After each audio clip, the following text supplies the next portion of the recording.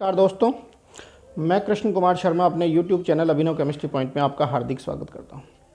दोस्तों, सामान्य ज्ञान के इस सेशन में मैं आप लोगों के लिए 3 चीज़ें ऐसी लाया हूं आज जो घटित हुई है।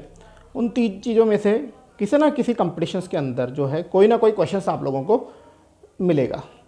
3 बातें कौन कौन सी जो आज घटित हुई विशेषकर वो मैं आप लोगों के सामने। एक तो आर्टेमिस थर्ड क्या है इसके बारे में डिस्कस करेंगे। दूसरा हम बात करेंगे कॉर्ड ऑन वेजेस के बारे में, ये कॉर्ड ऑन वेजेस 2019 क्या है। और थर्ड हम बात करेंगे स्कूलों में अब वेट मशीन, इससे रिलेटेड इन तीनों में से एक क्वेश्चन जो है आपको करंट जीके में किसी ना किसी कंपटीशन एग्जाम में, चाहे वो किसी की भी तैयारी कर रहा हो, railway, NTPC, school lecturer, college lecturer, किसी भी भर्ती की परीक्षा तैयारी कर रहा हो तो सबसे पहले मैं बात करता हूँ दोस्तों आर्टेमिस थर्ड के बारे में। क्या है आर्टेमिस थर्ड? तो दोस्तों मैं आपको बता दूं, अमेरिका की जो अंतरिक्ष एजेंसी है उसका नाम आप लोगों को सबको पता है, नासा है। नासा जो है 2024, इसको अंडरलाइन करो क्योंकि सन पूछा, जैसे आज फर्स्ट ग्रेड में जो पूछा गया था वो गगनयान का समय पूछा था ग्रुप बी के अंदर। तो 2024 में आर्टेमिस नामक एक मिशन जो है चंद्रमा पर भेजेगी, मतलब चंद्रमा के लिए नासा का मिशन है आर्टेमिस थर्ड। आर्टेमिस जो थर्ड है ये अमेरिका का अपोलो 11 के बाद में दूसरा मिशन है। आपको पता है कि अपोलो 11 जो है 20 जुलाई 1969 को, जिसके अंदर आर्मस्ट्रॉन्ग और एडमिन करके 2 व्यक्ति गए थे चंद्रमा के ऊपर।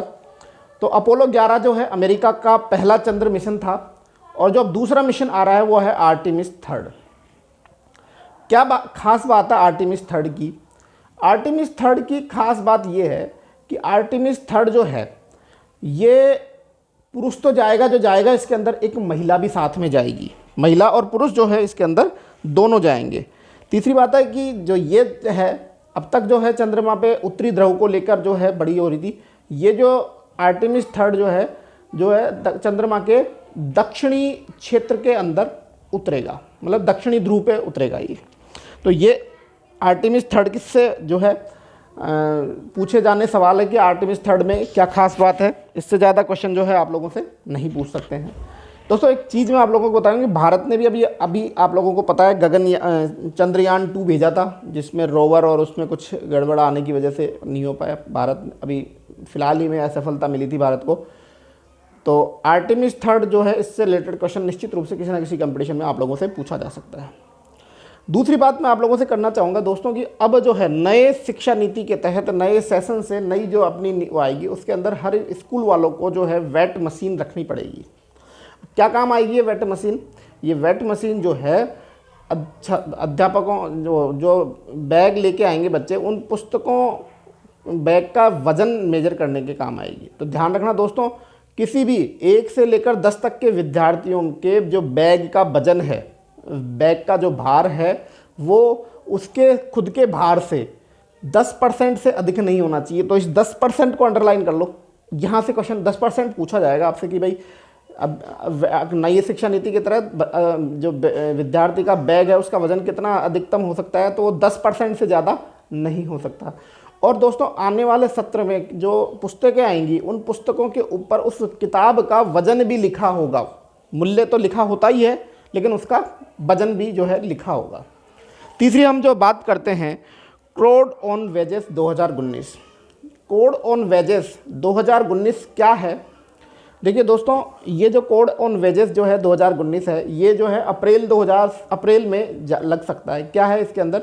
इसके अंदर ये है कि जो एम्प्लॉयज़ हैं, चाहे वो सरकारी कर्मचारी हो चाहे वो गैर सरकारी कर्मचारी हो, तो सरकारी और गैर सरकारी कर्मचारियों के उनके वेतन के अंदर जो पीएफ और जो ग्रेजुएटी होती है, ये पीएफ और ग्रेजुएटी जो रकम होती है ये रिटायरमेंट के टाइम पे मिलती है।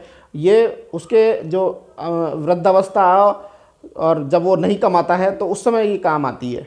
तो गवर्नमेंट ने कोड ऑन वेजेस के थ्रू ग्रेजुएटी और पीएफ फंड में जो है पैसा बढ़ाने का किया है। मतलब अब जो सैलरी मिलेगी किसी कर्मचारी को, चाहे वो सरकारी हो गैर सरकारी, उसको घर पर जो टेक एट होम वाली जो सैलरी है वो कम हो जाएगी, क्योंकि ज़्यादा अमाउंट जो है किसके अंदर बढ़ जाएगा, वो पीएफ और ग्रेजुएटी में बढ़ जाएगा। और इस नियम के अनुसार खास बात क्या है, इस नियम के अनुसार खास बात है कि अब से पहले जो है कर्मचारियों के जो जितने बेनिफिट वगैरह होते थे वो किसके ऊपर डिपेंड होते थे, बेसिक्स के ऊपर डिपेंड होते थे।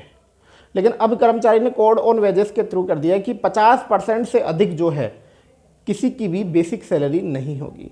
तो इससे फ़ायदा क्या होगा, इससे फ़ायदा ये होगा कि लोग जो हैं अपने जो वृद्ध अवस्था है, अपने बुढ़ापे है, इसके लिए ज़्यादा से ज़्यादा अमाउंट जो है इकट्ठा कर सकेंगे। तो ये जो है कोड एंड वेजेस 2018-19 का।